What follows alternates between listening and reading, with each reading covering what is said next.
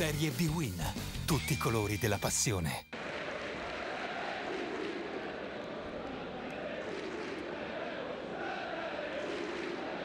È tutto pronto dallo Stadio Euganeo per la seconda giornata della Serie B-Win. In campo Padova e Reggina. La squadra di Dal Canto reduce dal 2-2 rocambolesco contro la Sampdoria, mentre la Reggina nella prima giornata ha battuto agevolmente il Modena con il risultato di 4-1.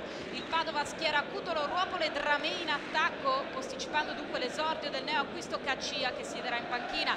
La Reggina invece schiera la coppia Bonazzoli-Campagnacci, con quest'ultimo autore di una doppietta nella prima giornata appunto contro il Modena. La prima azione arriva con un tiro da fuori di De Rose alto sopra la traversa. Siamo al quarto minuto di gioco ed è la Reggina che parte forte con il tentativo da fuori. Guardate qui l'orolaccio però di Kovacic, che lascia il pallone, poi lo riprende e per regolamento è punizione a 2 in area.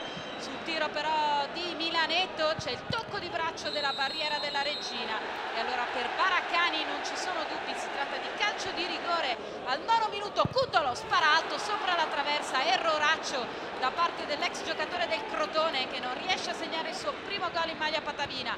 Allora ancora il Padova, Dramé torna sul sinistro, il pallone è deviato alla rete, 1-0 il vantaggio del Padova con Dramé. Solo 2 minuti dopo l'errore dal dischetto di Cutolo, il Padova passa in vantaggio con Dramé. Rivediamo, si porta il pallone sul mancino e poi una deviazione però è deleteria per Kovacic e il pallone in rete per l'1-0 della squadra di Dal Canto. Reazione della Reggina affidata a Bonazzoli. Guardate che cosa si inventa l'attaccante della Reggina, è bravissimo Pellizzari a respingere come può. Ancora Reggina però, pallone dentro, questa volta è Campagnacci che prova un destro che sibila il palo al 23esimo, occasionissima per la squadra Amaranto. Ancora una volta un tiro da fuori, qui Pellizzoli si supera sul tentativo da fuori di Castiglia e alla fine ancora un bel duetto tra Bonazzoli e Missiroli che spara alto sopra la traversa. Nel finale però c'è ancora tempo per un'occasione per il Padova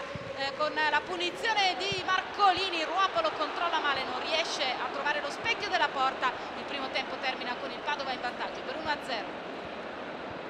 E la ripresa a partire forte è la Reggina, alla ricerca del pareggio. Si muove bene davanti la squadra di Breda con un traversone da sinistra dirizzato, sponda di Bonazzoli e poi Campagnacci da 2 passi non trova incredibilmente lo specchio della porta. Si rammarica anche Capitan Bonazzoli. Ancora Reggina però, Campagnacci vede l'arrivo dirizzato in sinistro, Pellizzoli risponde come può, poi Castiglia, pazzesco il gol che manca, il numero 31 ex Cittadella. E allora c'è Cutolo che prova un gran sinistro dal limite dell'area, lui capace di queste cose, sfiora l'incrocio dei pali. Agnello, Cutolo, ancora Reggina però, ancora Castiglia, questa volta il diagonale è nello specchio della porta, ma troppo facile, troppo centrale per la presa di Pellizzoli. Ceravolo ne è entrato, si beve la difesa del Padova come fossero birilli e poi prova il destro sul quale risponde in angolo ancora il portierone del Padova.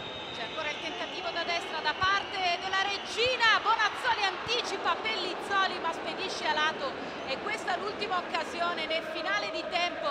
Poi Bonazzoli si innervosisce, viene anche espulso da Baracani.